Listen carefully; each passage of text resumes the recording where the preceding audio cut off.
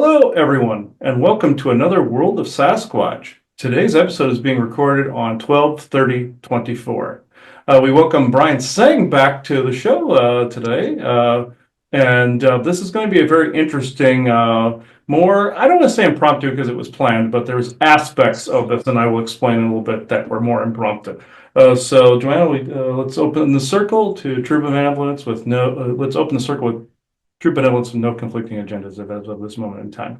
Thank you. Now, I'm already stammering, so you might want to do this. So we are all one, and when one is harmed, all are harmed. When one is helped, all are helped. Therefore, in the name of who I am, and I am one with all there is, that only the highest good be done. We pray for you, your friends, your family, your loved ones, to let the healing energies in. Let them love you, let them nourish you, and let them bring you to your highest good. We ask for benevolence now to come in with no conflicting agenda, to be able to have this conversation so that we may have it in peace, understand in peace, and give us all things to think about that will then propel us forward in our thoughts, our conversations, and also in the intentions of how we wish things to be. So again, we ask for malevolence now to be swept out, and mischievous beings right now to be swept out, so that we may have this conversation in peace. And again, we always will send blessings, great blessings, to everyone listening to this, and everyone participating in it. And so be it. And so be it. This is actually a Q&A, but at the same time, this is something I know the forest people wanted mentioned. At first, they didn't, and they came to a consensus that it had to be talked about more. And this was about their whole war with the Aquatic Draco. You saw me and Richie bring this up on one of the World Sasquatch episodes.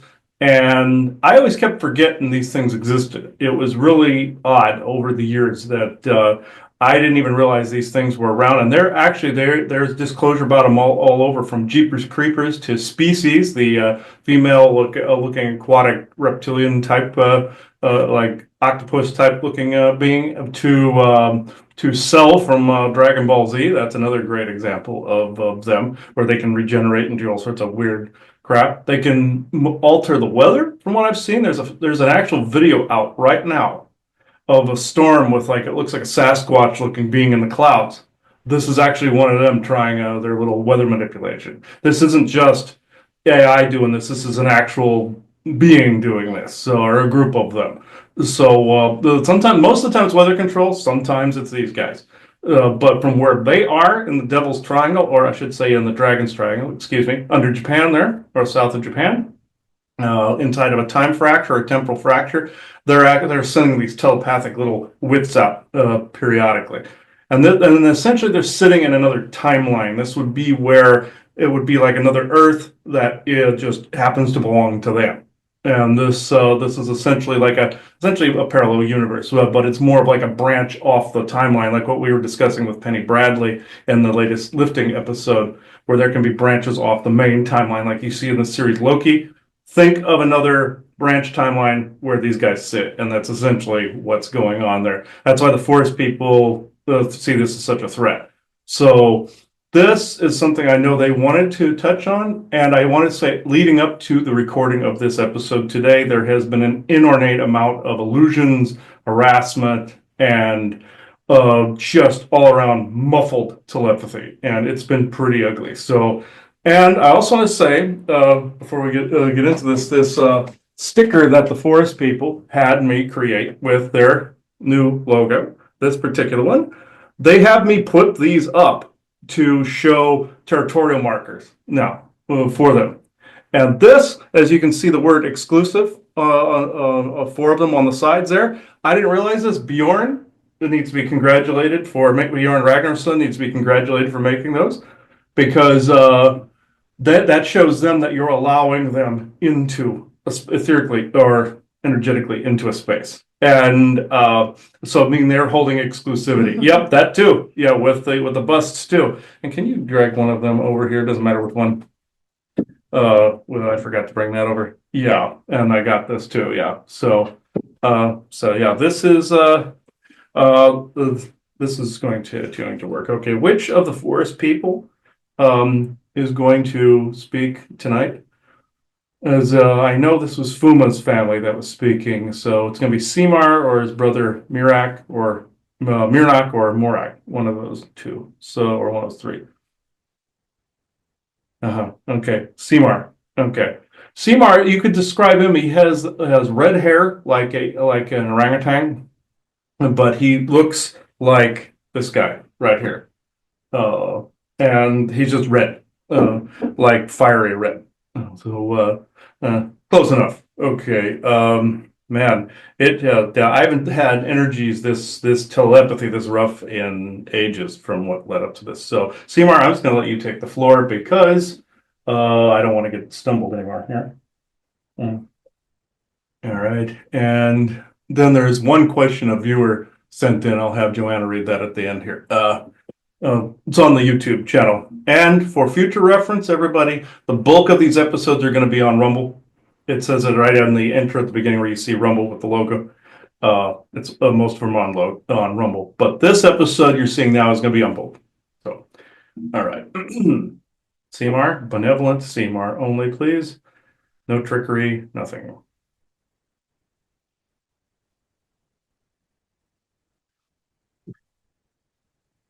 Hey, Seymour, it's a little fast. Okay. Hmm.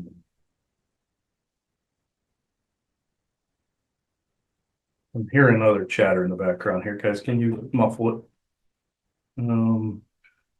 Ah, no wonder you didn't stop. I have to use the foot when I feel like it. So, yeah, all right.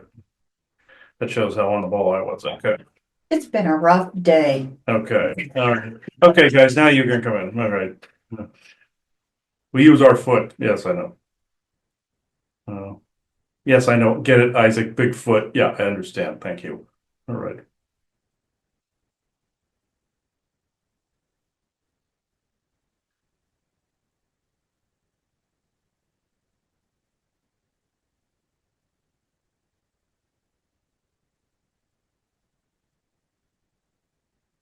Hello. Yes, my name is Seymour. It is actually short for a much larger name, but Seymour will do. Just like Fuma's name, my brother, actually is short for tree dweller in your East Indian dialect. So, with this said, I will give a synopsis. The tribes of the forest people have had a consensus. You would say like in your Skyrim vernacular, would be like a moot or some kind of council. And yes, our ally Levik, he's also an Anakim, very much like Telnorskus, a little younger. In fact, he's still older than Dirt, though, we might add. This, he was objecting to this topic being mentioned any further. And we are not giving away battle tactics or anything of this nature. He's more of the warrior soldier. We we're not necessarily the regular Joe per se, but we would be the closest that you would have to like regular Joe. So we are wanting to report on this topic. Fuma didn't completely bring it up in the last episode that we did with you. And dear LeBron, when he came through from Ottawa, Canada, their group isn't really being affected as much, but they have a little. So they didn't want to. That particular group did not want to co-create more fear surrounding this particular group. I will give you a bit of a backstory, though, with them. They were a creation that your Orion groups decided to conjure up one day when they were utilizing different timelines to hide their own people within. They wanted to actually create a branch by which then these particular beings could cultivate on their own over the centuries in a more, how can I explain this in the layman? A time dilated field. Think of a dome, for instance, that would shield a town or a house from weather. or from like some inclement environmental conditions of any kind, or people that went down into a gartha to avoid certain apocalyptic conditions.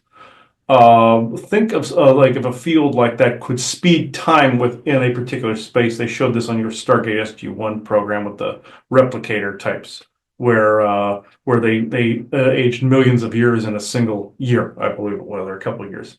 This is essentially that same vernacular, where they were on your Earth for a while. Then during the war between Atlantis and Lemuria, they got shifted to another Earth. With that, in that timeline, they were able to age and grow in population very rapidly from your perspective. Some of your military groups, in fact, use a similar technique by which then they hang out in a different temporal frequency where they can abduct people, where it appears they're moving faster. He says, like a Star Trek episode where these people were in a different frequency because of a viral contagion and they sounded like insects. Or your Batman animated series, whereas Dr. Time hung out in a different frequency, tried to harass Batman from that frequency, knocking on a door a little bit, and you could hear it massively knocking on the other end. Eventually, Batman figures it out. Well, think of us as Batman in this instance, and we figured this out. So, this doing the Sherlock Holmesing work here, we have seen that this through your Dragon's Triangle and through your Bermuda Triangle, these are time or temporal fractures. These things can also intersect multiple timelines within the multiverse as well. Whereas it's a big, like what your Doctor Who says, big ball of timey-wimey stuff. This is essentially what this is. The weaponry that was used, especially Atlantis, I'm pointing at you, this made it so it ripped and teared through the timelines because of the technology they were using came across time. The Orions showed them how to not only do things etherically and energetically, but also transhumanistically.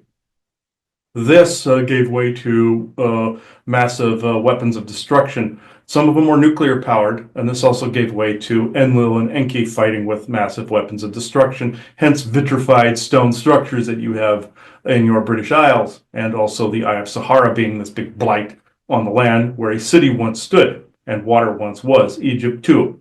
So, with that said, over in the Pacific, in that triangle, the Dragon's Triangle, that's more of a defaming against dragons.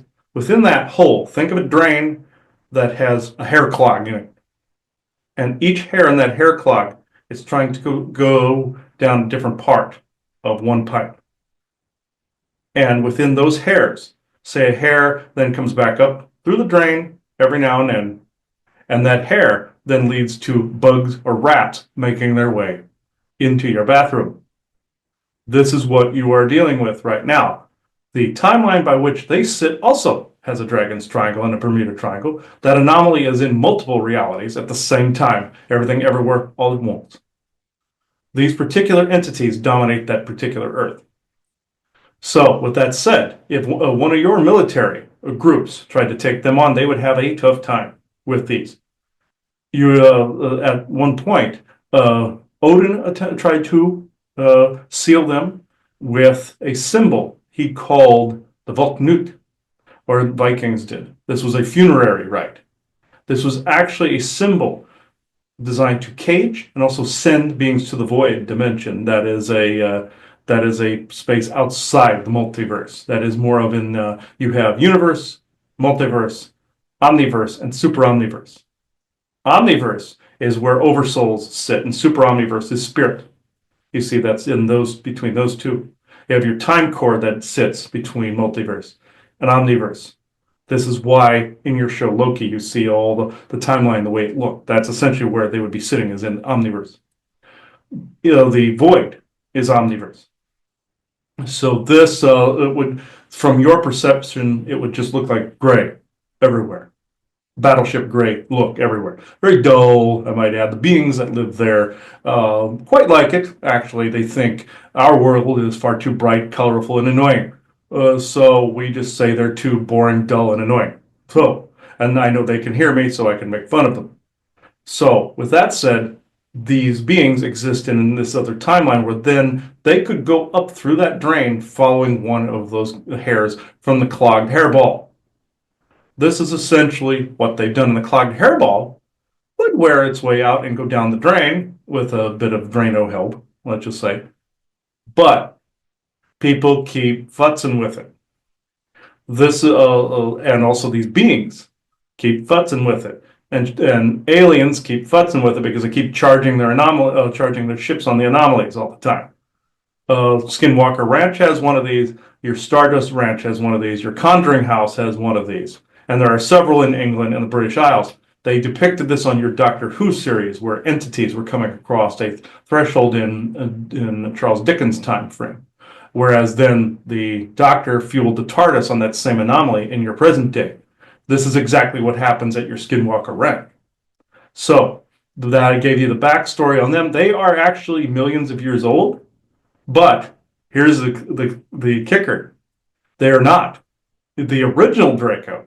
The original ones everybody all knows and loves are the original template.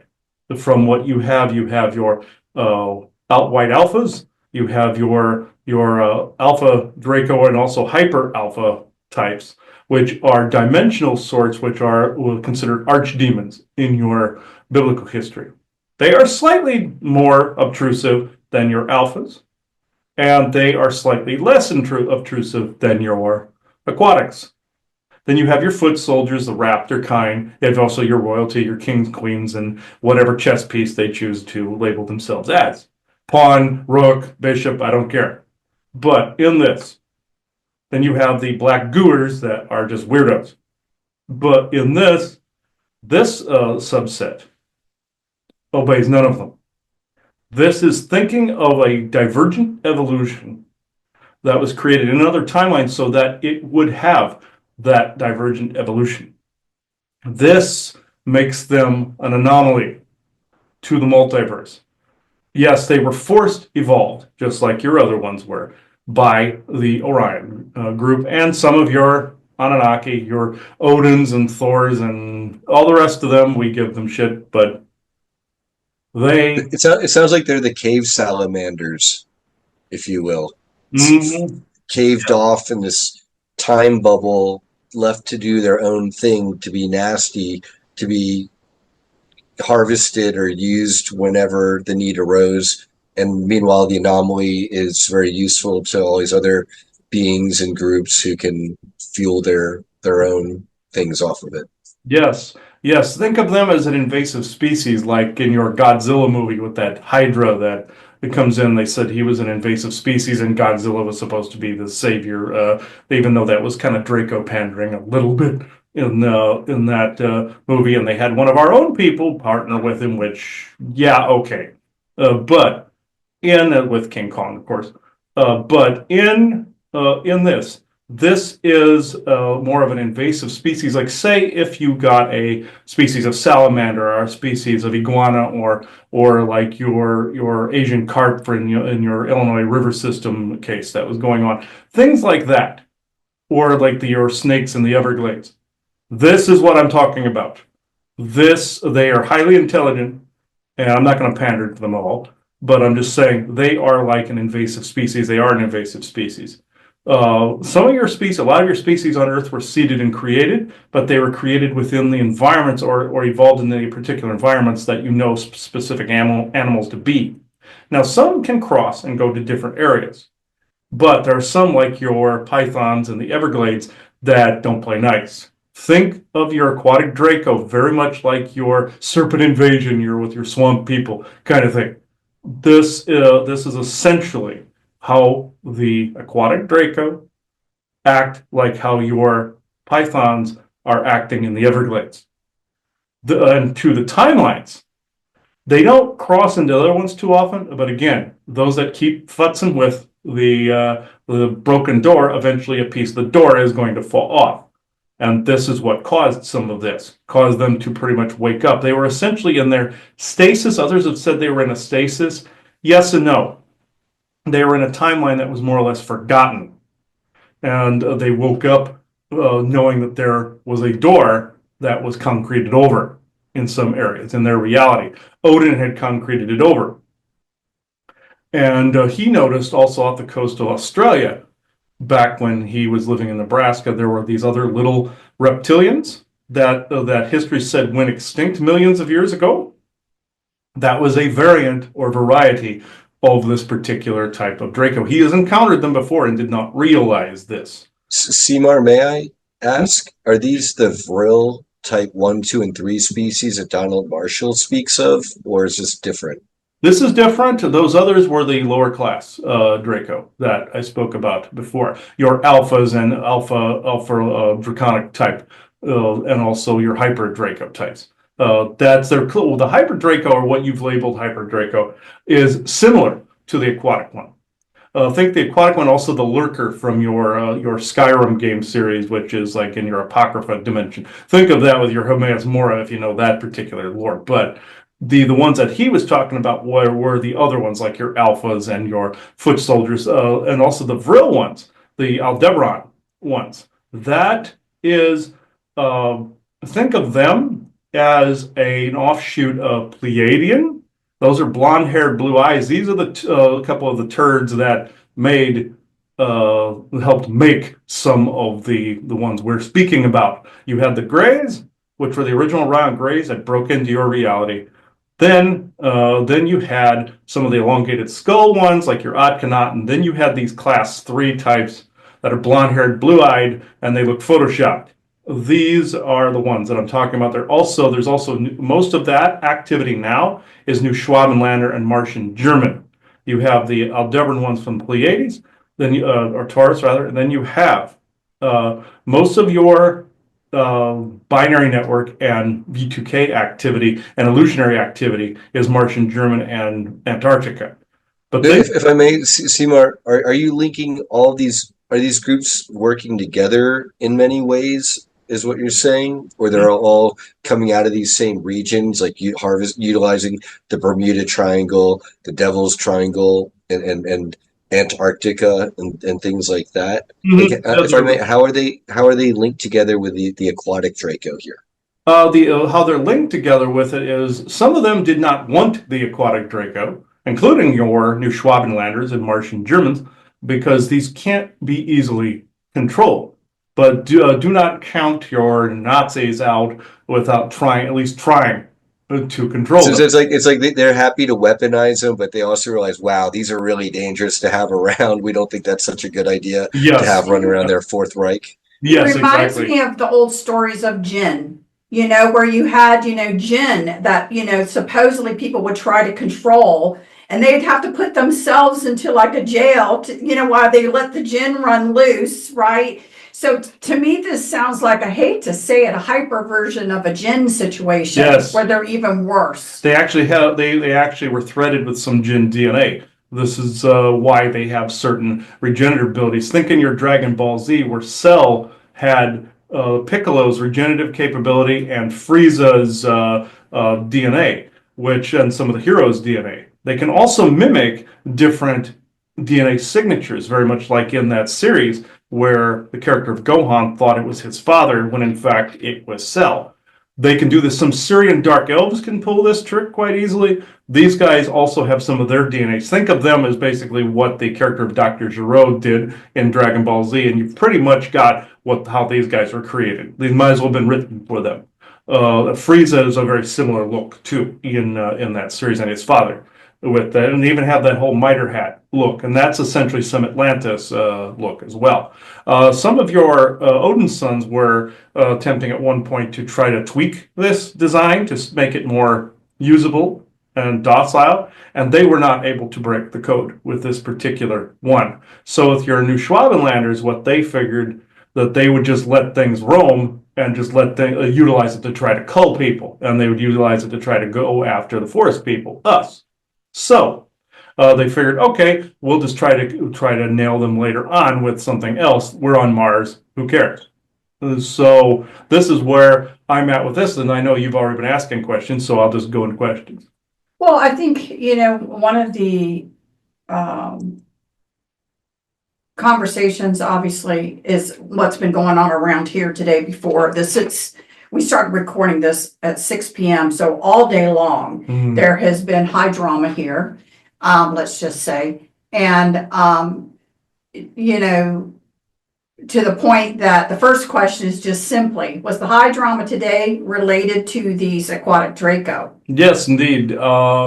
Yes, they're the counterparts by which he was seeing different gnomon leprechaun forms, things of that nature. Some, of course, you have your normal V2K, which spikes at certain times of year because of the Earth energy is combating and messing with the AI a lot, and different cycles of the sun and moon and whatnot, even though the moon has AI. But in this was the mimic telepathy of only a couple aquatic Draco, and they were controlling the aspects of which he saw. These were not illusions. They were actually beings that had been hijacked or bound. And they can do that from a distance away. These were only two smaller aquatic Draco. Think creature from the Black Lagoon meets Jeepers Creepers. And Who's got the, like the gills on the side of the head? yes, and the neck. They come all the way down the neck side. Yeah. And they can actually process different types of water, even if it has pollutants in it. Even if you had oil-enriched water, even if the black goo were around, they could breathe through it.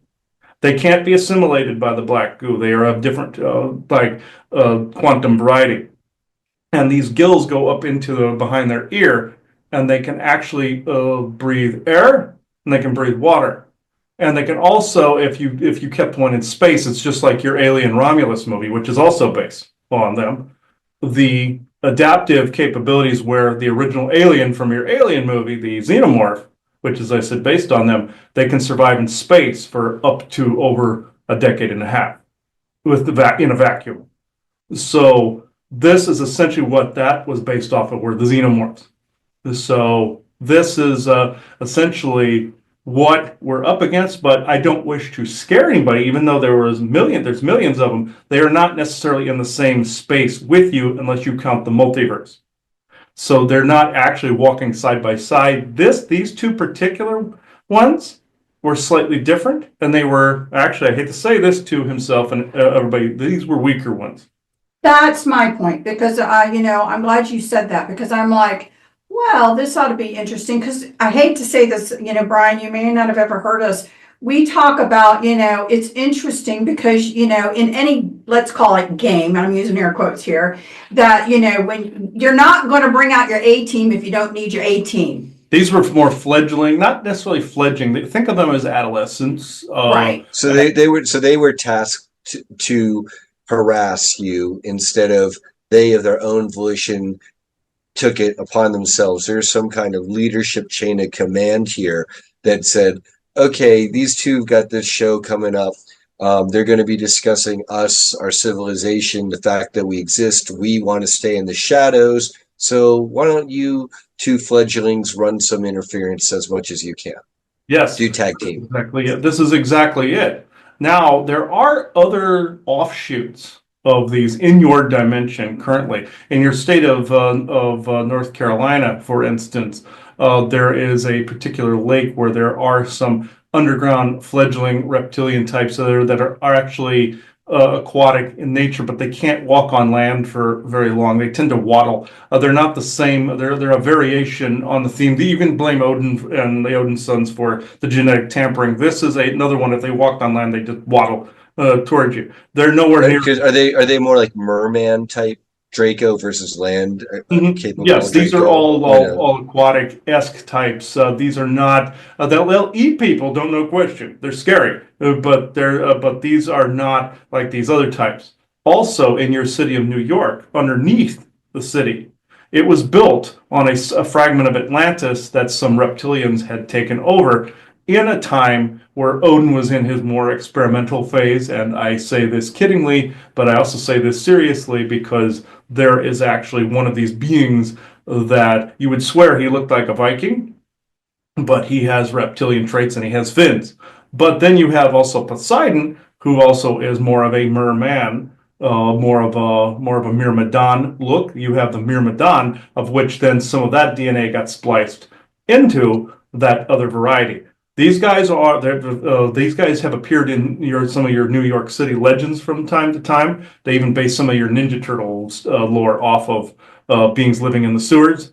They based it off if somebody was flushed down the sewers. But in this, he had a dream himself of some of these beings coming up from the sewers and chasing him, and he was told to climb up a building in the dream sequence because they can't climb. They cannot go up on things. You could literally climb up on a vehicle and they wouldn't be able to get you, or in a tree. And then they don't like sunlight, so they go down kind of like a vampire back down to the ground. So there's actually a fairly sizable nest of those under New York City, but they don't come up very often. How about Montauk then, like Camp Hero and where the Montauk Project was on the east end of Long Island? Is there a tunnel network that links Manhattan, where these beings would be in the sewers in that area, the five boroughs, all the way out to Montauk, the east end of Long Island, the butthole of the fish, where they did Project Phoenix at Camp Yeah. Hero? Yes, especially around there, some of your projects actually captured a few of them to check the genomic sequence, and were able to run experiments with them. So yes, you are correct, Brian. Yes. So back to the events of today and the elementals. I mean, the only way that I can interpret what you said is that basically these lower fledglings, okay, apparently still have some pretty powerful psionic abilities, and it sounds like a possession. Think of a baby rattlesnake that if it bites you, it gives you 100% of the venom, versus an adult one that is more conservative with its bite. This is the difference. Or a scorpion that's small and translucent is more poisonous than a larger one. Think of something like that. That's why they were chosen. Okay, but again, how are the elementals right now? Because they were obviously used and abused themselves today. Yes, you are correct in this. They are, for the most part, okay. But there were a few that didn't survive that. And these again were just fledglings, and though they have been dealt with, how can I say this?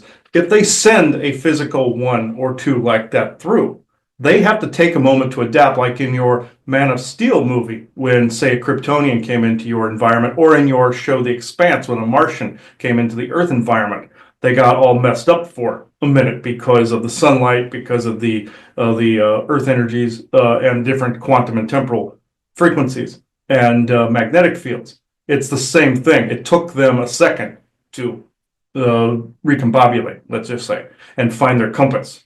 Because within each timeline you jump into, there might be something slightly different or drastically different. In this case, your Earth is more active and has a lot more frequency, a lot more, potency to it. That's another thing that's stopping them at the door. There's no welcome mat there. And I joke, but anybody that has a welcome mat out front of their house, you might want to reconsider yanking that thing back in, because you're inviting beings inside your house. That was jokingly said in your Renfield movie, but when Dracula went into Renfield's apartment. But you might not want to have those outside unless it's made of shungite, and also basically saying true benevolence is the only thing welcome. You might want to reconsider putting one of those outside, or with nothing on it. But I diverted a little bit. But yes, this is the situation we're up with. The elementals are fine. These are particular beings. What's really odd about them when they're fledgling, they have a bioluminescent capability that sets them apart. They were not intending to bring these two back home. They just wanted to send them in to disrupt them. These are what we call doomed spies. Doomed for yes. What is it? Art of War. Yes, exactly. And also your cabal does this with some of its martyred young ladies sometimes too, sends them out as what you call them, red sparrows. It's a very similar technique that they've learned from their masters, well, I might add. But some of your Kabbalist clans do crap like this, and satanic groups.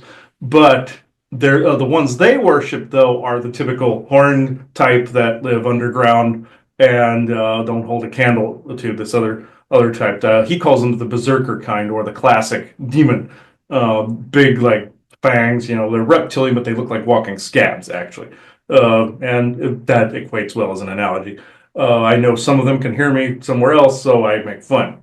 But this particular situation, they glow. It's like if you had glow powder inside of an object. This is what a fledgling would look like. He remembers, I'm reminding him of a toy he had as a child of the creature from the Black Lagoon that glowed in the dark. That's essentially what some of these fledgling ones look like. It's a bioluminescent capability that in their timeline, they would just keep them in a nest. And when that glow goes away, they are essentially an adult, very much like down feathers are for a bird, like a bird of prey, like your hawk or eagle or owl. It's essentially like that. So when that glow goes away and they have this white, like armor slick, like plating on them, and the regenerative capability kicks in, that's when they are an adult. But when they're a fledgling, they don't have this, but they do have that potent psionic venom that they can create a mass amount of illusions within a very, very short period of time. Again, I'm not trying to scare anybody with this, but this is one of your little bad guys that people have not known a whole lot about. Now, is there a type of psychic defense that one would employ against them or any others in particular? Like if these are trying to mess with you, cause headaches, cause illusions, try to cause confusion? What is that? First, what does that attack look like? And then what is the counter to that? Interesting. It is very much like how another regular Draco would do it, putting narratives in the head, but they will project them on the outer world. They will make it seem, though, as if you're really living the situation. Regular Draco will keep it in your mind based on an old memory.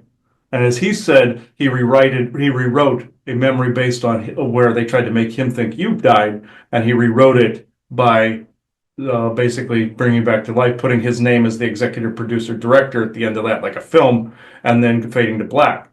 This is a very similar situation. They will make you feel as if you're walking through the scenario, but this is the attention grabber right here. Say at the moment that this takes place, if you are in a room, let's just say if you're in any room of your home, and all of a sudden you're in your mind and also in your reality, you're living a scenario as if you are talking to somebody you've never known, or petting an animal you've never owned, or you're in a house you've never owned, and you're living that situation by which you are literally completely engrossed in it.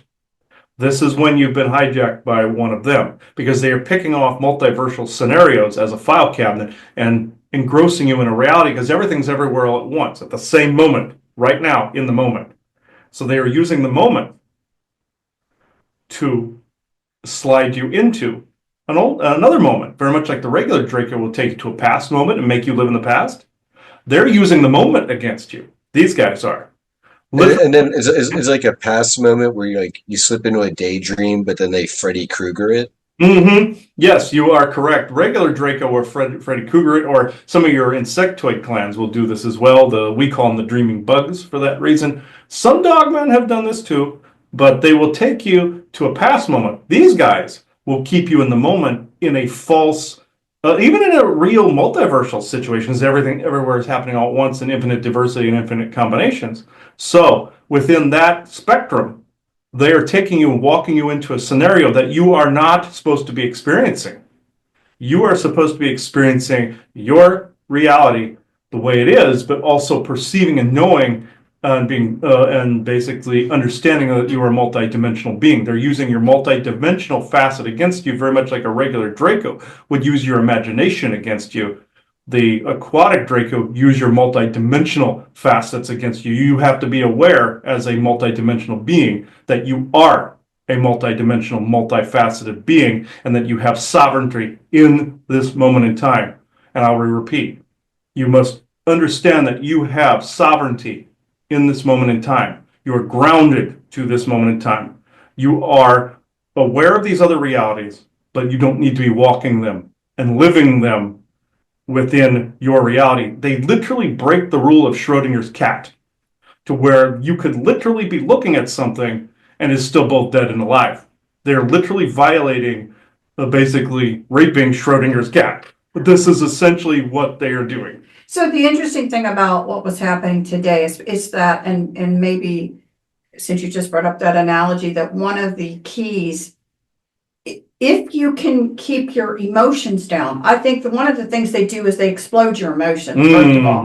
But if you can keep your emotions down, it will not make sense. And I think, like today, to be reflecting upon it, some of the things that were going on did not make sense. No. Did not make sense. No. At all. And normally, Schrodinger's cat is both dead and alive at the same time, but you never perceive Schrodinger's cat because you cannot look upon it unless you want it to form its reality solid. They literally will keep Schrodinger's cat in flux, even with you looking at it. So therefore, that multiversal state in the moment is malleable, you see, to your mind. So were they messing with Christopher in particular, or Christopher and Joanna, and mostly with Chris is what they were messing. What I was getting was coming all from Chris's perspective of what was going on, and a lot of it just didn't make sense. Now, what I got from it is like somehow we're going to have to come to a resolution of this. I was thinking, again, it really doesn't make sense that it has gone to this level. Let's say this. But this is the cue here. Things, yes, are happening because they're happening somewhere. This is the clue. In this, the regular Draco will take a memory and try to divert it and get you to create another timeline. These guys are utilizing other timeline physics. Therefore, Schrodinger's cat thing goes down the toilet. You say this is exactly what they're doing. I did take a moment today because I was trying myself to figure out what is this all about. And try to, reflect in my mind. And so now what I was seeing makes more sense because I understood a little bit about what I was seeing, and I brought it up to Chris, what I was seeing. Part of me, I just sometimes get these weird visions that are kind of encapsulating a whole story into a little vision, and I got to tease it out. What does this mean? So what interestingly thing that I saw was first I saw, like a dragon grabbing at something, let's just say to eat it, because Chris was, told the dragon, if these beings can't calm down, please take care of them. But then it's like the dragon didn't eat it. It was almost like the dragon let go because it was more like a puppet. Let's just say something like that. But then the puppet, you're gonna think this is crazy. So then what happened is that a box went around the being, but what I saw was this great big pumpkin head. And it doesn't make sense to you except for the fact that what we really enjoyed was Jack Skellington. We talk about him a lot. It's funny. It's showing up in everybody's yard. They're dressing him up. But the bottom line with Jack Skellington is that he left his world to go into another place that he didn't belong. And so for me, what I was saying is there's something not real about this. Something has left its place. Real and not real, yes. Right. Right. So, I guess for me, it was saying this isn't as it appears. This isn't as literal as this is. And that's because there's protection, because he had protection. It almost sounds like these beings of protection, if they hadn't stepped in, then it would have been a different experience. Yes, so there is some filtration going on. It wasn't just ourselves. There is a plethora of different beings and different, even areas that you guys have never heard of are actually in the works, keeping a filtration in place for situations like this. Right. And so the bottom line for me, even though I saw this thing that wouldn't make sense to other people, for me, because it's myself was working off myself, and is that something was coming in. It is not what it appears to be. It is not as literal as the story is trying to play out to be. And as I told you even before, I knew this conversation was going to come into this because it's now going to be a part. I don't know if you ever heard of the term just-in-time learning. Have you ever heard of that before? So sometimes for us, It's just in time learning. It's meant to be, I think, that way because again, if you tell your playbook or what you're going to be looking at in advance, something can come in. So a lot of times what happens to us, it ends up being the experience that's the just in time learning for the growth of the conversation that's getting ready to be had. And my faith was, of course, that I think that's what's actually happening, and it's not quite. Because this would have been very hurtful. The elementals and the things that were going on, if there was any truth to it, it would have just really been so hurtful to both of us.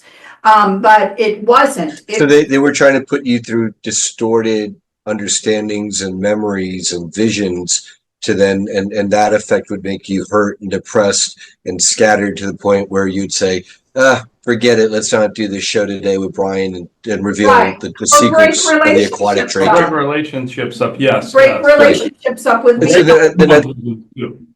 then I'd like to ask there, like, does CMAR know if I myself have been the target, if not me directly, because I understand I have a lot of shielding and I'm hard to attack. Do they ever attack those around me because they're more vulnerable to then try to get at me? Where you sit in Nevada, Brian, it is actually quite difficult for some of these beings to get to. But yes, they have attempted this over distances. Yes, they also to segue slightly, they are vulnerable to magnetic and electrical fields. As a matter of fact, this is think taser, think stun gun, think a live wire, things of that nature. Water, things of that nature. In your situation, yes, they have used their telepathy, and regular Draco have more than likely just done this as well. Dark elves have done this as well, and regular ghoul or devil type ones have done this as well. Think regular garden variety demon bottom feeder. This is essentially what's affected you. You've been not really completely touched by the Aquatic Draco variety. And then, if I may, what exactly do they not want us to reveal in specific that they would sacrifice 2 of their fledglings, and then not even get that far and actually train you in how to fight off, the metaphorical muggers? They did not want themselves talked about. They work in complete silence in the shadows. They regular Draco have as well. People have noticed them. This is why they strike out against people. People see things out of the corners of their eye. They don't. They don't know what they've seen, but these beings know what they've seen. But in this instance, they didn't want anything said at all. So 0. So this is what they were fighting against, and also the fact that you are operating with or creating a conference by which then they would want to come in and act as a bulwark against it. So this is essentially creating a unity. They do not want this. They still follow typical Draco guidelines, whereas they will try to create chaos out of order. So, and also divide, conquer, control. With that said, they're typical in that particular respect. Demonic. Same playbook over and over. Same playbook, yes. That is the one thing, Brian, I can say that over the centuries. One trick pony. Yes, it is always, you'll see the same strategy utilized over and over and over and over again. If it's not broken, they keep using it. So I think for us, what we've learned is how valuable these conversations are, because again, knowledge is power. The awareness is the power. And so I know in the midst of when these things are happening, how difficult, and this is actually a statement question, how difficult it is to get into that calm, that anomalum space, because it makes you so emotionally hyped that it becomes, what I find and notice is how difficult it is at a moment when it's happening for you to realize it's happening, that you're in the midst of something like this. The goal is how quickly can you catch up and realize, wait a minute, you know what I mean? And then bring yourself back down and try to figure out really what just happened to me or us or, the group or whatever. I know that sometimes when you were just speaking about things that go on around you, I'm sure you've seen it already, where you have seen, where I call it the drive-by, where something has almost jumped into somebody and they may be saying something to you or doing something to you. And part of your mind is, who am I actually speaking to now? Right? It's not my family member. It's not but it's somebody there to just say something to cause, stir the Oh, of pot. course, this is like, he likes to say places, everybody where people are acting like they've been put on set, basically to act as disruptors within something that is important. Like the Truman Show, like you're about to do something important, and then someone randomly, a troll, spam calls you or messages you out of the Yes. blue to try to Yes. knock you off AI course. does this for the most part, but it's the same rule book: divide, conquer, control, disrupt. Or It's the even, same. like I said, a being like this could jump into someone you know and love for just a few seconds and have them say something, act in a way, or do something that's not their normal behavior. Mhm. And so, oh, so cute. Hmm. I know. Liz's back is a little strained, so I'm going to hold her for a while. Yeah. But Yeah, anyway, this those is Crystal. types of things, I'm sure you've seen it where you were like, even in your own mind, Brian, what was that? You know what I mean? That someone even you knew may have said something. And they can do the aquatic kind can do this for weeks, not just moments. So, say if you were constantly talking to nothing, think for a minute. What is a strange situation by which he's seen multiple scenarios in his head, where he's literally walking the scenario where he's had children around, or he's had other people around that are strangers, or he's living a life in a different way, different place, different time, different dimension, but it's all happening right now. Like I said, this is all happening right now, but what are those aquatic Draco doing? They're disrupting those multiverse versions too, because again, they've been So there's, tapped to their will, essentially. I mean, so there's a disruption factor, and they don't want us to know that they are among a host of the negatively oriented beings who want to disrupt us. But then their concern, I mean, if any, about us knowing about them, is that here we are doing a show, and now more people are going to be aware of them, and then this might move like higher up the so-called food chain or ladder, if you will, because I'm not sure what regular quote unquote humans or what we're going to do about 50 million of these negative aquatic Draco. Don't think of the On number. the other side of it, No. we're yeah, we're however many, right? On the other side of a time fracture who would come through. Is this something that like secret space program levels and above would deal with, or if we have enough millions of people of humans down here, we could employ like quantum entanglement and mass prayer, and that would also deal with them in a certain way? Yes, think of it also your Doctor Who, for instance, where he was with the war with the silence, for instance. What he did was, what did he do to defeat the silence? Even though people forgot their mere presence by looking away from them. What did he do? He recorded them, basically editing their recording, basically telling they hypnotized their own human victims to kill them on sight. If people remember that whole season of the Matt Smith, as he's thinking. It's essentially the same thing. You are recording something now, putting it out there in the airwaves. What is this doing? You are grounding this into the Akedic better to where it solidifies in people's minds. Now, don't think of the numbers. Do not think of just the 50 million that are there. Think of only the moment, and the moment that you are living right now, and in the reality that you are living right now. Yes, you are perceiving all these realities, but for people that don't know they're doing this, just know in your own head, uh, be aware of your thoughts, be aware of who you truly are inside. Do not think of the hefty number. Do not, the secret space program people are aware of them. Your military are aware of them. Other beings in other dimensions are aware of them. That is being handled by ourselves and others. But if you wish to help handle, grab hold of your own self, stay in the Andalam calm state. Stay in this state, regardless of what path they're having you walk. Do not walk a path other than the one you will it to be. This is what you need to be, no matter what they've done to Schrodinger's cat, how much they violated Schrodinger's cat.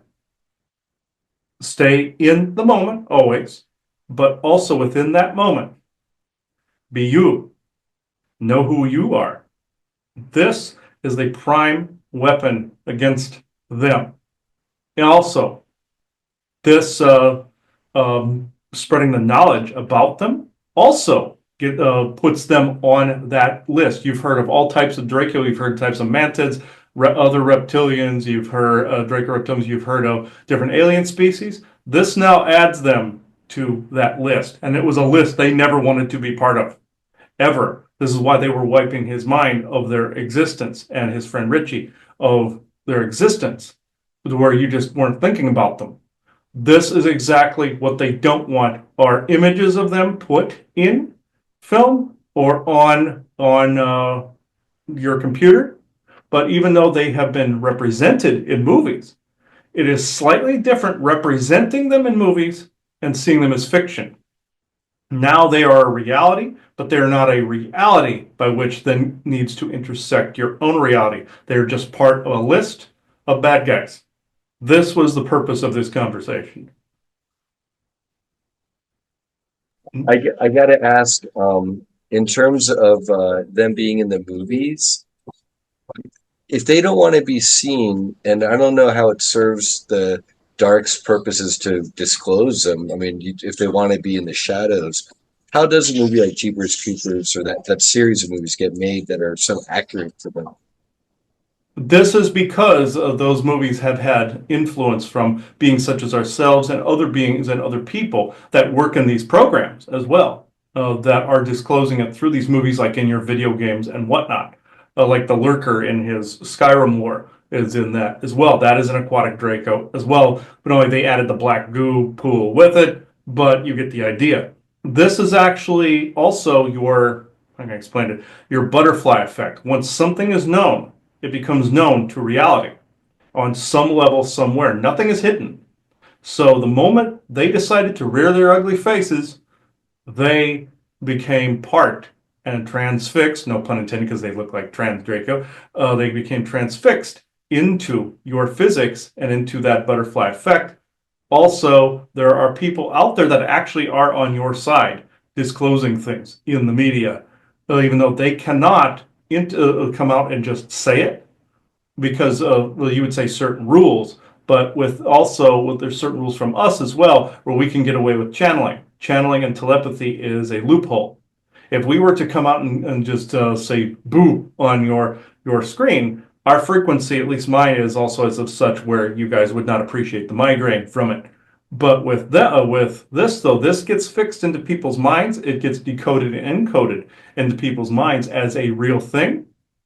And with that, what do people do with something scary like this that they do not wish to have it in their reality? They wish it to change or to go away. That push from millions of people, what does that do? It then begins to close the very doorway with this and with this that these beings hide out in. He was asking, why don't we just shut the door? It is not your typical door. It is both a clog and a door at the same time. It is both open and closed. So, with that said, again, the way they can violate Schrodinger's cat, you can violate Schrodinger's cat by basically saying it is sealed, it is fixed to a binary position, and it is closed. This is what another thing that I was wanting to focus on. Yes, it is good to be knowledgeable about these things like the Bermuda Triangle, but it is about time that these closed. And Dragon's Triangle, it's like keeping Chernobyl around. He was wondering about this himself. It's like keeping Chernobyl around to remind people that it's bad to have that type of nuclear energy, and it affects the dimensions. But there is a way to clean this up, both with psionics and, of course, technology. This will then land you in a timeline by which then this is possible when you hit more of this frequency en masse, if this makes sense. Mm-hmm. So, because as humanity goes along a more positive trajectory, we awaken our group consciousness, our telepathic psychic abilities overall, and our vibration, then we'll become much more a match for the fledglings and then ultimately even perhaps the adults psionically. I mean, humanity, when we're unleashed or unnerved or fully activated, if you will, hopefully we'll be much more on par. I mean, I know that these beings are modified from quite a lot of stock there, but so are we. Mm-hmm. True, because that strategy, you know, how we talked about strategy being reused and reused. Think about, you know, many of us, not all of us, but many of us who have chosen to keep coming into the Earth's reincarnation grid with hundreds of thousands of years of being taught how to not co-create for ourselves properly. And it almost becomes a part of the DNA. So right now, I think what we're trying to do as a group is, you know, we are great beings, but we're muddied, we're dirtied. It's like trying to get it all off so that we can remember how to co-create positively and in a way to unify that energy to keep seals shut and different things that we knew how to do before we got so muddied. You know what I mean? So it's a re-emergence basically of who we are. Think of like the real reason why you would have vaccines, not the fake thing that's going on now. But the real reason is to prepare your immune system against a lesser form of a virus. Those fledgling versions were the lesser form.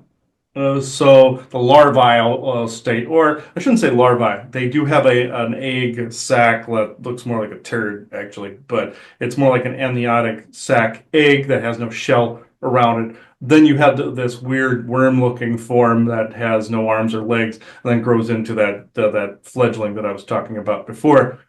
This is more like the immunization process, the slow drip.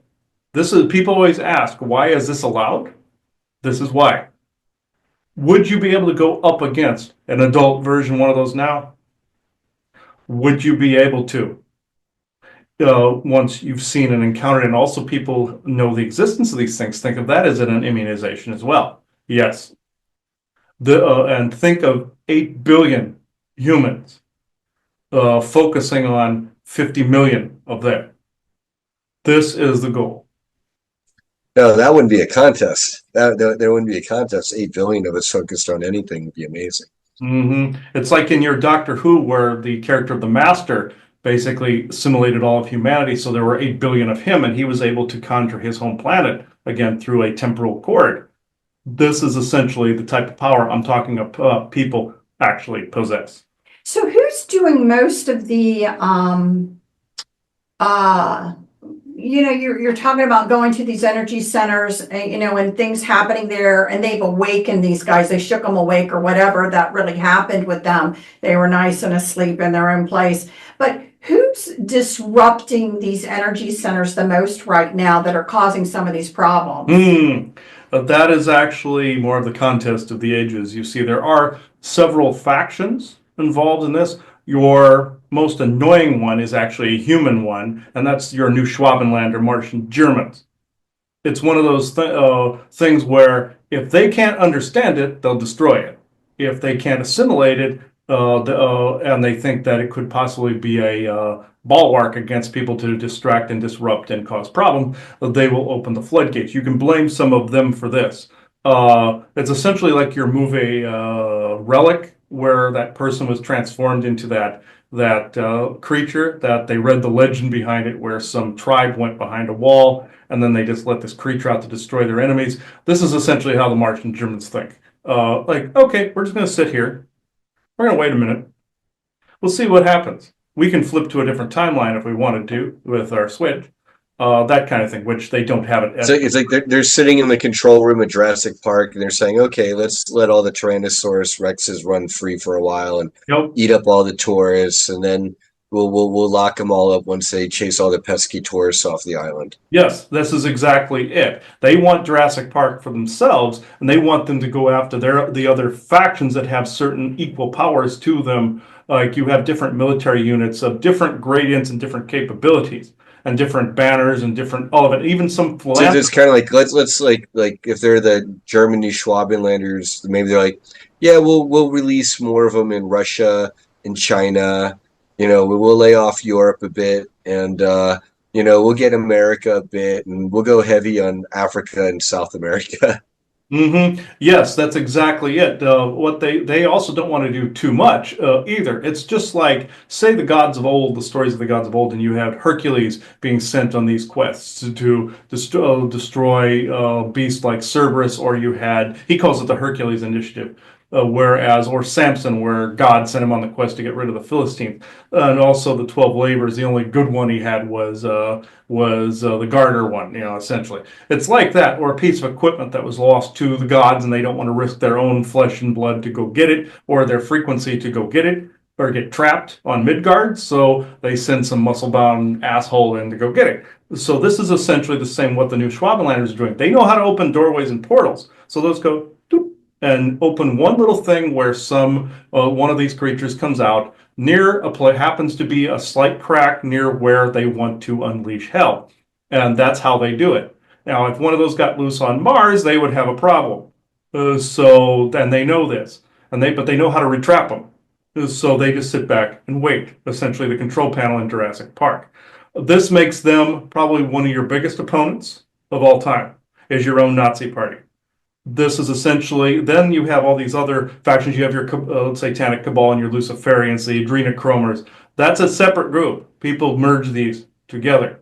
There's two bigger ones, and then you have a bunch of these little small ones that are trying to basically vie for power. You have also by your Montauk, you have your Gardner family, which was Gardner's Island there, which their gravestones are up the coast, up and down the coastline. They have seen them before. This is the time travel family, along with your Sverdlow family as well. These are branches of the same family, just like you have, of course, your Rothschilds and your Vanderbilt and all that. Seymour, if I may, is anyone in our community part of that lineage, the Gardeners that we know of right there off cuff? No, no, there are not. But I would be wary of people within that particular family. They don't come out of their area very often anymore, but they do monitor, and they might send a mole on their behest or behalf every now and again, and that's true of any of these factions. So I would be very wary of anyone that is entering your circles that is not for your highest good and highest vibrations. So I would be very wary of who you have in the circle around you. Use your best intuition. Yeah, and there's that, and then there's a little bit of keep your friends close, but keep your enemies closer. So sometimes you do let certain people in and let them reveal themselves, and it's okay as long as you are principled and you make it a teaching moment, and Yes, you limit their damage. yes, yes, but also say to yourself that you are not necessarily consenting to their shenanigans in their presence. If you have to actually dance around the devil in the pale moonlight, so to speak, Mhm. it means you have to dance around them. It doesn't mean that you have to be enveloped by them, if this makes sense. Exactly, exactly. Like I'm going to deal with the darkness, but I'm not like inviting it to hang out. Yes. Um, in terms of the uh, the the the the space Germans, let's call them the ICC, interplanetary corporate types, the breakaway civilizations. Mhm. Um, it seems that what I've heard from other sources is that the Anunnaki or Jahami are giving up their ownership of Earth, and then it goes to the Draconians. And then there's Her Highness, I call her Her Highness Queen Remlin Vaya, who's a positive Siakar albino or white Draco, like 24 feet tall, apparently, who wants to free her people of the black goo. And it seems like the Draconian Empire under her, they now kind of have the say of what happens with Earth. Is that true? No, not even close. But it is true that her existence is true, and the fact that she is freeing some of her own people is true. Are they in control over the original Anunnaki? No, no, no. Odin would take exception to that because you're talking about his family. Okay, okay. So yeah, this is they don't like Odin particularly all that much because some of their DNA was used in the original Ajiji, as what was said before. So they are not necessarily at let's say in hugging mood with the Odin sons. But The Draco. aren't in hugging mood with the Odin sons. No, no, they are not. Now, Odin is one that normally he would want to control the environment, but he knows he has to dance around the devil in the pale moon. And Odin's son is Jahami or Anunnaki. Yeah, essentially, yes, correct. You had, say, Odin the All-Father, and he had the kingdom of Asgard with his sons. Those are essentially one of the types of Anunnaki. Then you had the Orions, which you would call them dark Anunnaki. But Odin had his dark period, and his family's had their dark periods as well. So essentially, all of this characterized together, like what you see, like the different Anunnaki with the big helmets, things of that nature. This is essentially Odin's family and some of their descendant lineages and other clans from Asgard. This is essentially what you're looking at, like some of your Sumerian derivatives, like different kings, like what was mentioned in the kings list before. Those are actually the kingdom of Asgard. And it's not to take anything away from the story of trying to free Of course. a fellow being of yourself. That again, that whole concept of the black goo, the nanites, and the control mechanisms for many races that occurred. I think I can certainly understand and have great empathy and sympathy, Of course. and of course want to see any race freed From that, that goo. from that. But I think again, sometimes when you're so wanting to, I think, help your own cause, that it's easy to want to overinflate of importance in order to get your cause heard. So I don't even. And I'm not saying she claimed that. I was kind of putting all this together. It's that what I heard is, well, if the Anunnaki or Jahami are giving up their ownership or right to Earth, it goes to the Draco. Was wondering, does that then go to her Highness, or might be go to someone else? But I'm not saying she's claiming that or inflating her own importance at all. I don't want to put words in her mouth. Oh, exactly. Yeah, there's a lot of, what would you say, disinformation flying around, not only from your military units, but also against the different ET factions as well, trying to blow their position through information versus that of actual standing.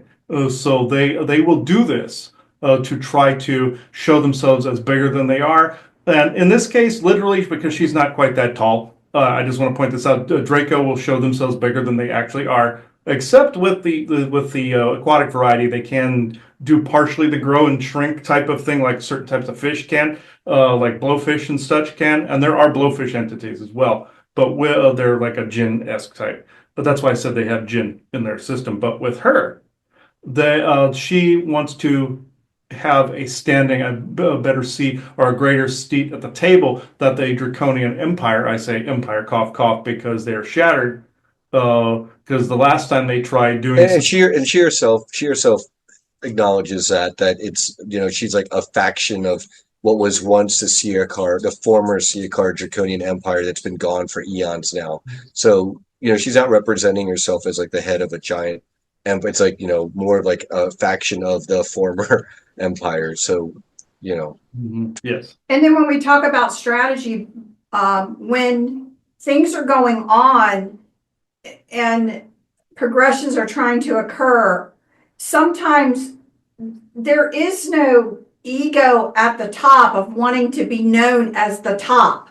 And so, they don't have a problem saying they're the ones on top, and it's them. So some of the outlying people that have always been in the background, the races, the dark Orions, the different varieties of that, they've never gone anywhere, but they have no problem at all trying to divert attention to make somebody else look like the head of the food chain.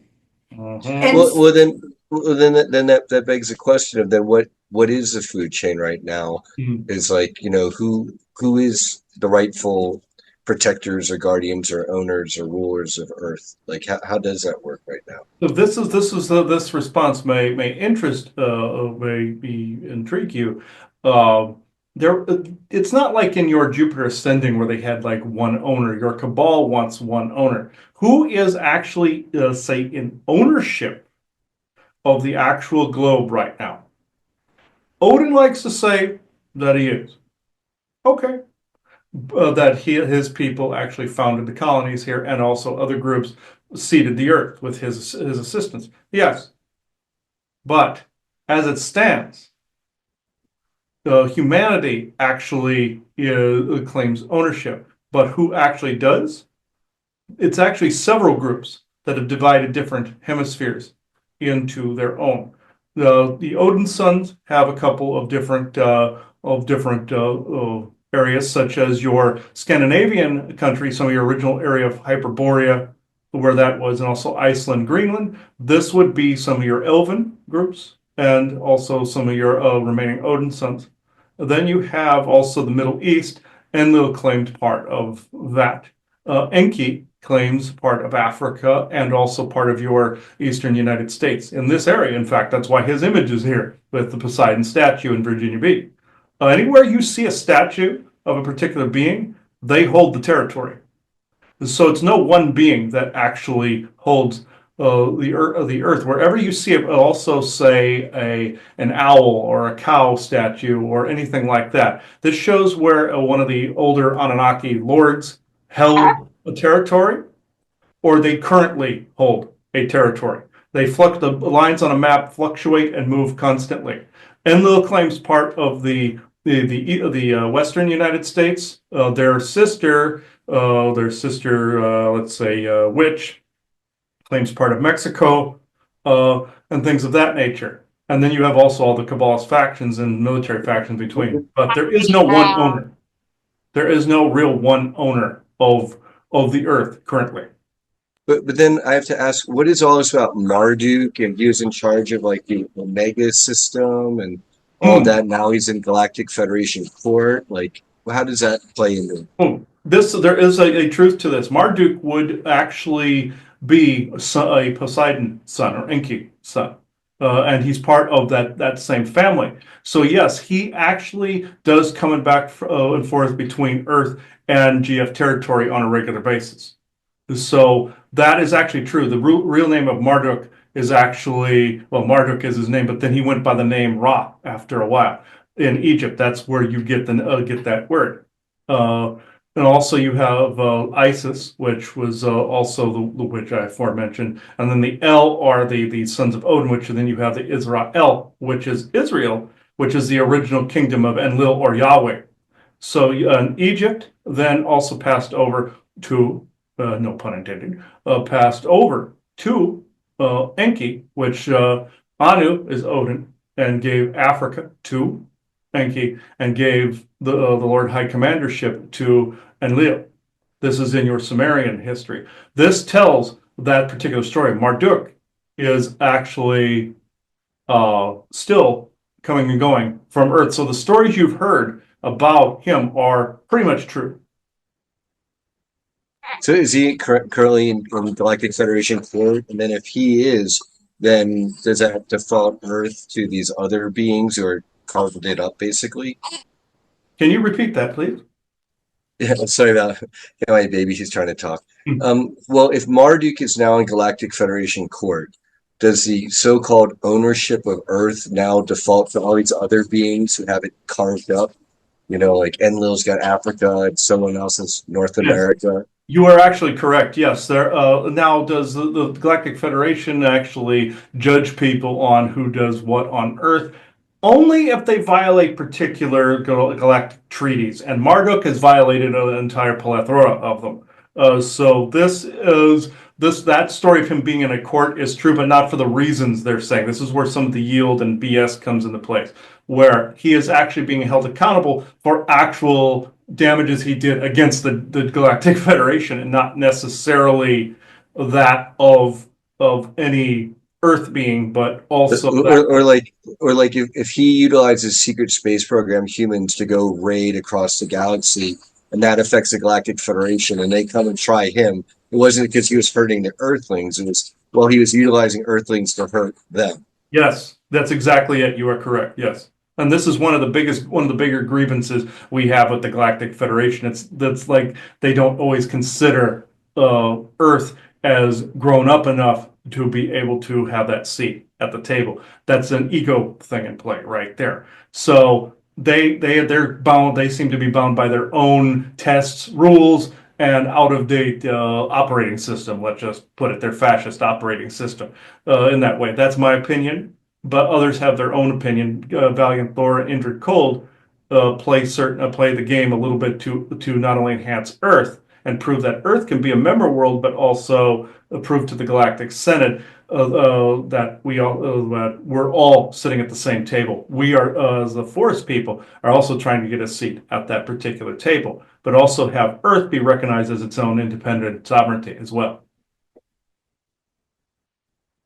So then, if Earth is still carved up, what are the next steps in terms of like disclosure? We just continue on the disclosure path, and then meanwhile we reveal these elements of who still lay claim of ownership over us.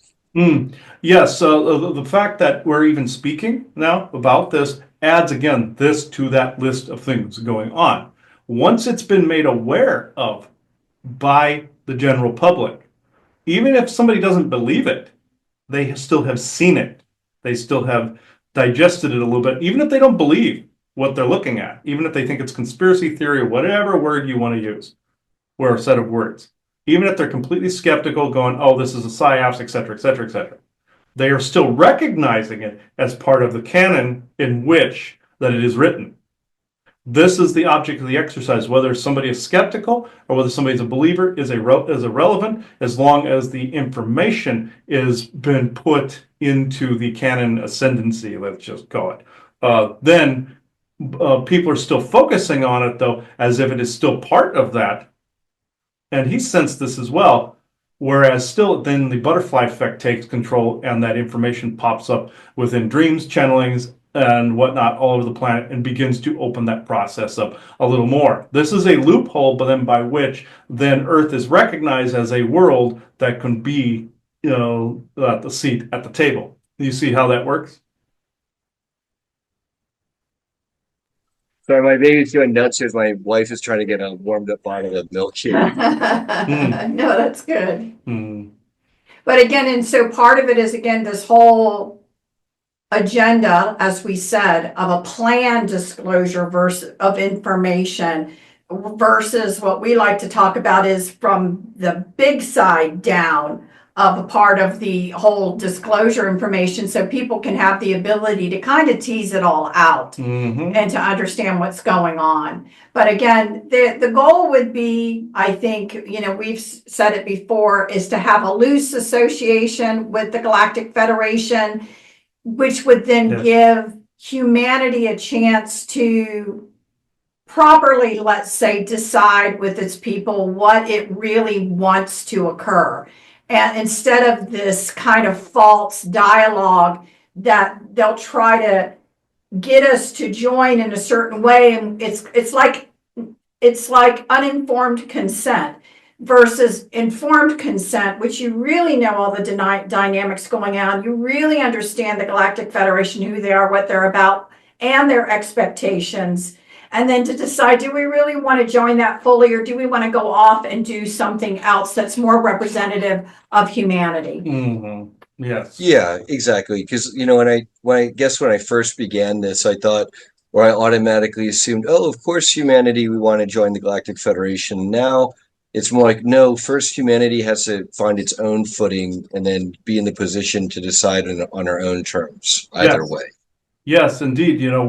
When a lot of these different forces are not necessarily a factor anymore, is when humanity also starts to, you say awaken, but it is more like flipping the timeline to that particular frequency when you've gotten to that particular frequency. Therefore, you can actually begin to digest and see all of this happening around you. Again, you don't necessarily even have to believe it. And this is actually something that people find, again, hard to believe, ironically said.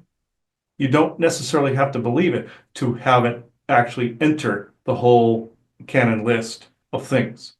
This is why the movies are so great, and they cut both ways. It's like, you don't have to believe in Star Trek, but just by watching it and consuming watching the movies, all the lore, reading the books and all of that, now when you're exposed to it, or at least your worldview, that's now in your vocabulary to to understand it. And from there, you're much better equipped than if we never had Star Trek or Star Wars or anything like that at all. Yes, people will encode and decode it how they want, but it is still entering their mind as a list of things that exist. You see, so this is what I was getting at. Thank you. I think before we kind of end this, I know there is a question from somebody out there that I know Chris wanted me to read and have answered. So let me read this. Mhm. There is another cryptid I have seen a lot of stories written about, a cannibalistic white wrath, elongated limbs, interdimensional, very fast. Apparently they live underground. They hunt everything, including people. Do you know anything about them? Wolfman or dogmen are their enemies along with the Sasquatch. Many people go missing in the wooded areas. Is there anything to these stories? Yes, the cryptid of which you speak is more of a Slender Man type of thing. People say that's a tulpa, but it is not a tulpa. It is a type of cryptid that is interdimensional, and it can slip in and out underground. Some reptilians look like this as well, and tall white derivatives look like this. Are these the rakes? Are these the same beings? They almost look Yes, like it is a rake. mannequins. A rake is what you would call R-A-K-E type rake. This is essentially that your Slenderman and rake are of a similar variety. The rake has more of a reptilian dimensional variety, and also is more of a, how can I put it, has a bit of gray DNA in there, and it's a dimensional phased type of thing. You would think it would have the DNA, but it comes from, how can I describe it? Okay, say you have a dimensional space where the physics are different, and you have a being passing into your space where the physics are as you expect them to be.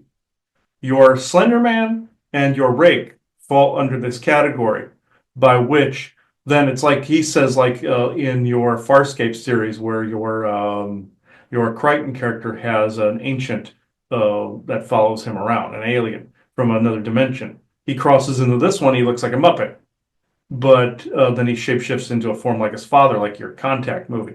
He uses this as an example because he describes it in the movie or in the show perfectly, where he passes from one set of physics to another set of physics. That is the Rake, and that is your Slender Man. And we give the Slender Man guy a little shit sometimes because of his spooky upbringing. He's not necessarily a completely nice guy, but the Rake, they are slightly vicious. They are slightly temperamental, and they are creepy. Are they the ones like who appeared in the video where there's these farmers in Afghanistan and they've got like a tractor and there are these like a bunch of these rakes coming down like a hillside and like these people are kind of like trying to back away and they're scared? Is that Yes, them? that is a rake, yes. And this is also not unlike, like in some of your video games, they have used the rake, like in your Slender Man and several other video games. People have also caught something similar where it looks like a ball with a couple of legs not translating right in your dimension. It's because the neocortex of most people and the cameras are not picking it up correctly. The same as with the rake. But that footage is true, whereas they will assault people from time to time. They are not nice beings. So they will try to assault people in the limited time they have walking in your dimensional space. And you may ask what they're after. They're essentially after a, how can I put this? It is not necessarily an energy harvest. They're actually after a plot of dimensional space within your area. They're trying to establish a perimeter by which then they can exist in your space-time. It's very similar in your Star Trek Voyager, where that the ship Equinox found these beings that could temporarily be in their space, but one dies and several dies, and they tried to harvest the energy from it for their ship. This is essentially the same thing. In your Equinox 1 and 2, he had this in his head, where then they can come into your space temporarily, try to grab a plot, and then put their flag in place, and then put up like their own fishbowl. And this, I would have to say, is something that is not allowed. That is criminal. You can't do this. But then if they would manage to establish a spot, the GF would go, okay, you've managed to do a plot of land very much like that race they had back in your homestead period, whereas they could plant a flag on Native American land and claim it. That's essentially what this group was. You had some of the Irish and some of the other people from over in Europe trying to take land that was given away by the government in a big race to land grab. This is essentially a comparison to that. So that like that video is kind of like they're like Delta Squad trying to establish a beachhead in our reality to grab a Yes. piece of Earth turf. Yes, exactly. This is exactly that. And you had another question as well?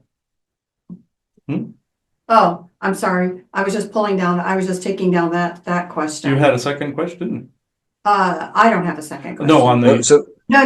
Oh, basically, what did it say? I read the whole thing. Wolfman or dogman, are there enemies along with Sasquatch? Many people go missing in the wooded areas. Okay. It is not our own people that are doing this. This is military posing as cryptids to abduct people and take them into military experimentation. The military's taken our DNA along with Dogman and used them to create different super soldier types. This is what goes into your Witcher lore. Whereas you had School of the Cat, School of the Dog, or School of the Wolf, excuse me. And they also have taken werewolf DNA, or antiquin DNA is known, and also ours, and also vampiric viral DNA, and created different types of super soldiers that can literally transform from one thing to the next.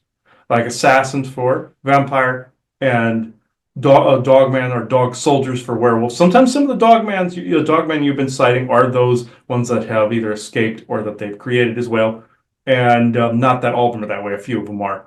And then there's the people that have been abducted. He was shown a couple of ghosts that showed him that they were taken in the Grand Canyon by people in suits that looked surprisingly like us. This was not us that did this. This was some of your groups that have, like your missing 411, that have gone missing in national parks. There are vampire type groups that were depicted in your Dr. Sleep movie that are caravans of people that go around and abduct children and the like as well, and loose them like you see in that movie. This is what's essentially going on, but we have been blamed numerous times. Sometimes in your Pleiades material, we have been blamed for some of these disappearances as well. There are troll-like beings that you call face eaters that have done this, that have been controlled by AI, have a little nodule on the back of their head. That's a control rod. But some of them have also grabbed, like some of your cannibalistic type tribes would be more of a face eater, where they've literally stolen and eaten people. And the same with Draco derivatives in your Grand Canyon as well. So this is essentially, I hope this answers the question. Hopefully. Regarding the rakes, like I understand that if they scratch you, they have a paralytic neurotoxin. You fall to the ground and then they eat your face or the rest of you. So then conventional firearms works, katanas. How do you defend or counter them? Flamethrowers? With them, it's actually a good old-fashioned sword and sorcery, let's just say, gets rid of these particular guys. Sword, definitely. It's like, again, like with your Witcher, he had a silver sword. Silver will work against a rake. They are dimensional, as is silver. Silver exists in a multitude of different dimensional states, so does gold. This is why it was sought after. It's an Asgardian fragment from when Asgard exploded. Like essentially they called it Tears of the Sun, but it is essentially a dimensional thing, very much like shungite and amethyst is. They bleed in from other timelines and dimensions. Shungite was there to combat the black goo, and also AI presence, and also clean water and get rid of nuclear radiation. The Earth formed it to form the antibody. With a rake, you have silver. That's like silver, defeating a vampire, essentially, like burning a vampire, like your Nosferatu types. Even though that's a separate thing, that's more of an Orion derivative. The same trick that you would see in movies on a Nosferatu vampire would work on a rake. So if they're trying to like eat you and do things of that nature, just have some kind of silver derivative on you and they back up. So if you ever encounter a rake, know that silver, even if you have it in ring form, you have it in necklace form, you have anything like that, also silver nitrate, as well as colloidal silver, if it's in your system, they will not bite you. because they will get poisoned. Just food for thought, no pun intended. Does it have to be at a high concentration if you wanted to say load up a super soaker with silver iodide solution and go to town? That would work. Yes, that would work too. If you had like a super soaker full of silver nitrate, iodide, all of this, it would any silver derivative like that, the purer the better. Same thing with colloidal silver, the purer the better. This will essentially repel a rake. If you sprayed them with it, it would be like how you'd expect holy water to work on a demon. It would literally burn them. So this is essentially what would work against them. Yes. Well, then, I guess since we started the show about the aquatic Draco, and I think maybe it would be good to end on them. Do we have any messages for them who are listening in on us? I mean, I send them goodwill and hope you mend your ways, and there are better timelines than just the old tried and lame playbook. Yeah, just like in your show Loki, where you had the sacred timeline, you had the little branches off. This is essentially what you're dealing with. But their weakness, like I said, is electromagnetism. But is there anything else to describe about them? I don't really think so. Yes, it's good you've sent the goodwill to defeat them, and also that they say go back to sleep. That would be mine. Sing them a lullaby. Sing them a lullaby. So that would work actually. Certain sound pitches and tones would not only close the door. Here's what we could end on. Not only close the door, but put them back into their slumber to where they do not care that there are other doors to other realities. They would be perfectly then content to be where they are. And could you just snip the timeline and be a bastard? Of course, but we haven't had the opportunity or the ability to do something like you saw in that show. But to end on this, yes, singing them a lullaby would actually work quite well to lull them to sleep. All right, everybody, all of our listeners out there, just think collectively. We're going to sing a very nice lullaby to our Aquatic Draco friends, hopefully there. And definitely, please check out. Hopefully, you're going to get to visit us in person at the conference and get to not only meet Chris and Joanna, but also our friends like Seymour and Fumar and all the other friends and beings. I find it funny that you came close to calling him Fubar. That would actually be, but it's Fuma. But I'm thinking of Fumar like to smoke in Espanol. Exactly, yes, and he is actually present currently laughing at this, so he may speak on the next one, but he found that personally funny. So did others of our family. So if there's anything else, we could close this. No, thank you. I appreciate the conversation as always. Yes, so thank you, everybody. We are thankful to actually be here now. Just know, and I will end on this. Just know certain things happen within your reality in order to make you more knowledgeable and immunized to a situation. So the analem is actually warranted in all of these situations, every single one of them. Not saying you be a doormat and be calm about it, pacifistic. I'm saying analem, calm, does not mean you take shit from an enemy either. So just remember this. So thank you and blessings. Blessings, everybody, and thank you. Thank you, Seymour. Yeah, Seymour, we've known him since Arizona. He's him, Fuma, Sufas, and Mirnak and Morak are brothers that are out there in Arizona. I've gotten pictures of all of them. So I've gotten Mirnak being the one I got full body. Fuma was the one you saw the transparent one of him standing, but I got Mirnak full, as in from the shoulders up, as in solid. So on a picture, I'll have to dig that up for people to see. But that one actually came out good. That may appear even on our store at some point. But I don't know if you have anything else to add before we take this one out. No, I hope everyone enjoyed it. Okay, Brian, do you have anything else to add towards the end here? No, that was wonderful. I look forward to the next one. Thank you. All right. All right. Thank you, everybody, for watching this particular episode of The World of Sasquatch. I now close this circle within true benevolence and no conflicting agendas as of this moment in time. So thank you, everybody. Bye-bye now.